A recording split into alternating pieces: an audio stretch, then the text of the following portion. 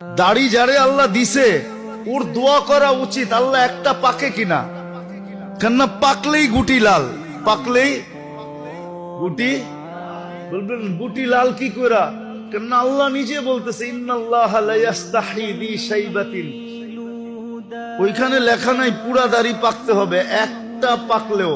ইব্রাহিম আলাইহিস সালামের একটা পাকছিল, সারা আলাইহিস সালাম বলতেছে ইব্রাহিম এটা আবার কি, মা হাযিহিল বিয়াদ, এই সাদা এটা আবার কি, উঠায় ফেলা।